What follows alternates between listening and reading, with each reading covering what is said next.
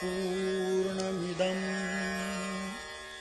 All right, welcome back. पूर्णात् Now, in this segment, let's talk a little bit about Vedic history. The historical timeline of the Vedic period stretched on for about 1,000 years, to make it simple, from 1500 BC to 500 BC, and we can basically think of it as having two phases, an early Vedic period and a late Vedic period. Now, as you can see, the geographical extent of Vedic culture in the early period was limited more or less to the Punjab and the kind of mountainous areas of northwest Pakistan and Afghanistan.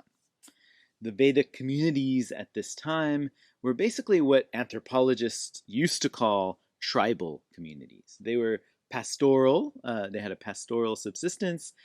They didn't live in cities, they herded cattle and sheep, and they rode around on horses and chariots. These horses and cattle were like the real, they were really important to the early Vedic people, far more so than farming or crafts or trade. The Vedic communities were organized into clans or tribes, not states or monarchies that would have had fixed domains or lands.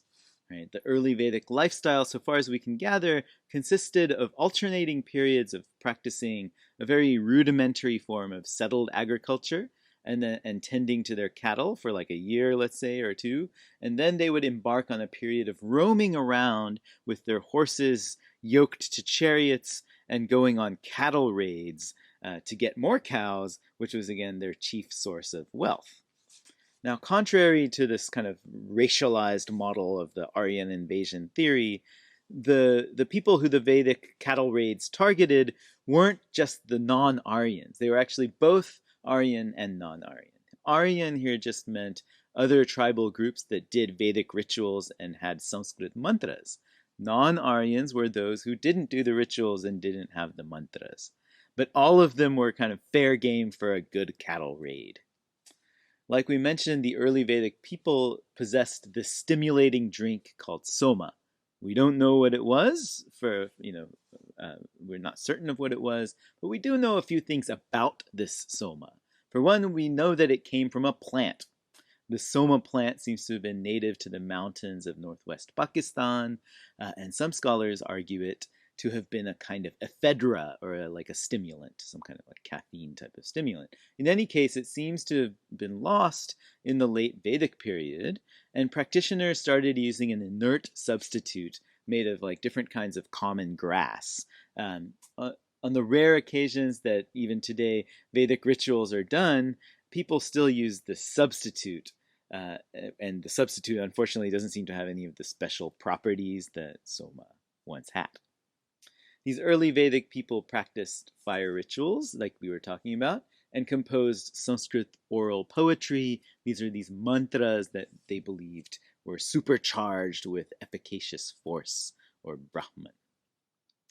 Now, in these characteristics, actually, they bear a striking resemblance to what was going on just next door to India, the ancient religious Zoroastrian culture of Old Persia.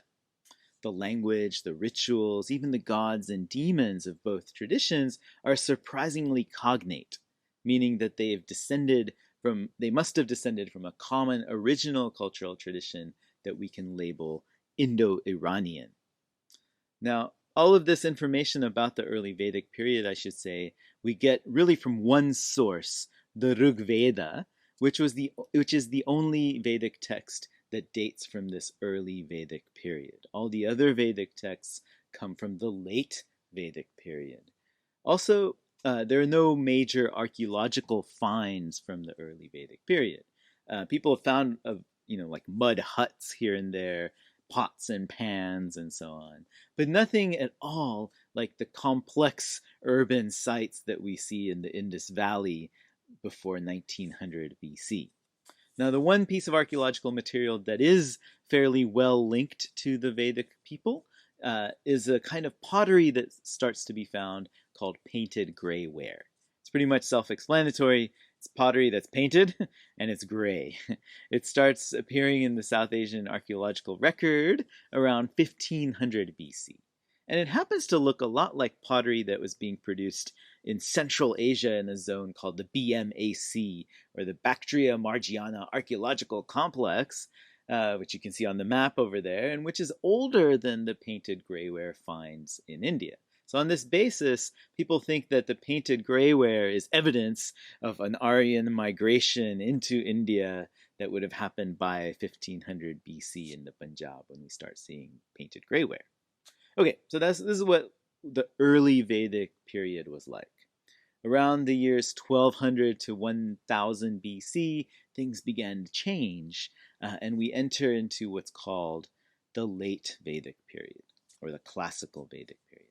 Now remember, this early Vedic period, the population was divided into different clan-based units or tribes who would settle in one region for a while, then roam around to another region.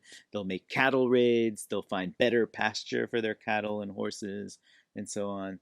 Around 1200 to 1000 BC, one particular community, the Kuru tribe, seems to have achieved a kind of regional dominance over all of its neighbors. Their regions highlighted on the map, you can see. And it was a bit to the east of the Punjab now, in the upper Gangetic Valley. This was the formation of the first Vedic state in India. These Kurus seem to have undertaken a kind of massive cultural project to standardize all Vedic knowledge. Until that time, each small local community had their own families of Vedic priests, Vedic experts, who would chant their own set of hymns to the gods, their own mantras, and they had their own Vedic rites. In the Kuru state, what they did is they brought in representatives of these different Vedic priestly families, they got them together, and they compiled one official collection of mantras, which was called the Rig Veda.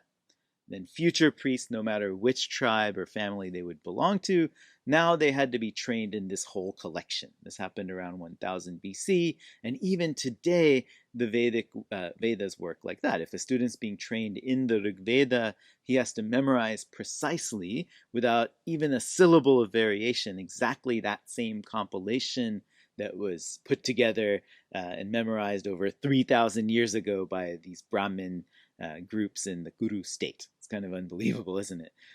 Another thing that happened in the material world around 1000 BC is iron starts popping up. Until then, tools and artifacts were just made in copper or bronze. Now, after 1000 BC, we see that India enters the Iron Age. Using iron made for better weaponry, better agriculture, better transportation, and all three of those things appear to have radically transformed the late Vedic lifestyle. Also, during the late Vedic period, the influence of Vedic religious culture starts to spread further eastward down the Gangetic Valley into the regions of Panchala, Kosala, and Videha. This part of North India became kind of a new heartland for Vedic culture, shifting away from the Punjab, which is now kind of the northwest hinterland. These eastern states start growing in power, and they start putting on some really grand, large-scale Vedic rituals to kind of show off their new state power. Maybe it's kind of like the Super Bowl, right? Or the Olympics or the World Cup, maybe, right?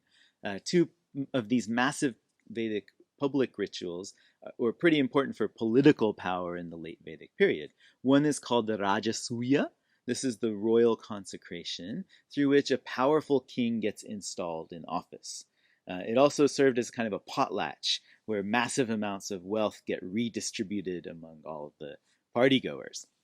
The other important ritual was the horse sacrifice, or Ashwamedha, which was the way that a triumphant imperial monarch kind of shows off and establishes and consolidates his dominance over all of his neighbors.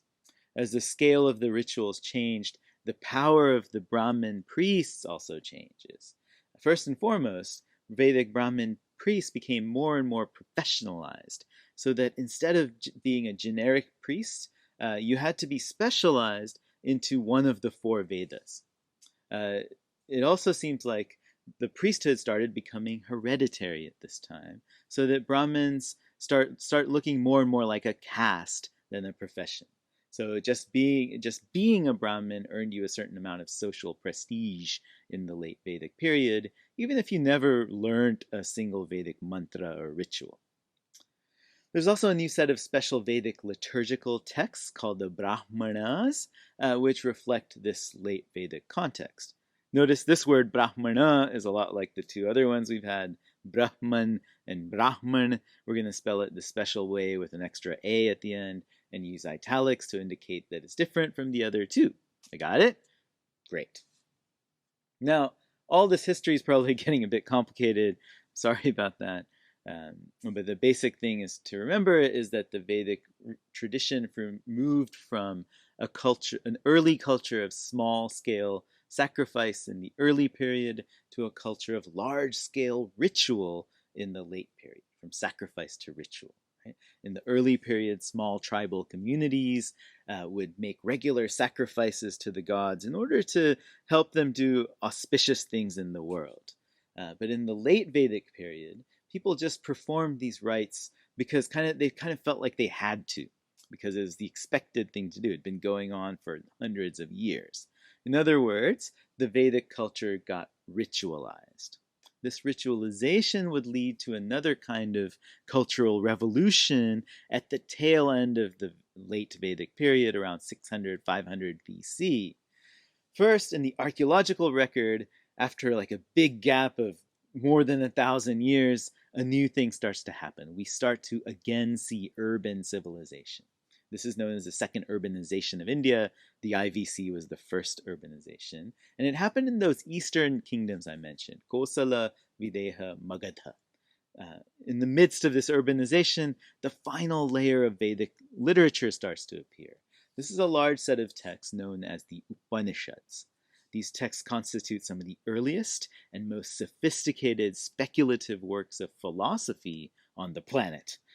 Among all of the new ideas that pop up in the Upanishads, maybe the most significant that we can focus on right away was an extraordinary theory of karma and rebirth. This is an idea that when we die, we don't really die. Our soul moves to another human or animal body, and this transmigration is based on the kinds of actions, the karma, that we've done in our lifetimes. This theory of karma and rebirth radically disrupted Vedic society in kind of two ways that are worth mentioning. For one, it inspired a new internalization of the Vedic ritual, in contrast to the large-scale public Brahminical productions that had started to become the vogue. And two, they valorized the idea of renunciation, of leaving and giving up worldly life as the best way to spiritual fulfillment. The appearance of these two ideas in the Upanishads concord with similar ideas that are popping up in two other major religious traditions that are also kind of being born around the same time, 500 BC. Buddhism and Jainism. These religions were also concerned with karma and rebirth and with escaping the suffering of the world. We'll be exploring both the Upanishads and these heterodox traditions in stops later on in our journey. But right now, let's take a break here and then start looking at the sacred Vedic tradition that all three of these, the Upanishads, Buddhism, Jainism, we're all trying to rethink. In the next two segments, what we'll do is go through each of the four Vedas and the texts within them to see how they work as religious texts. Stay tuned.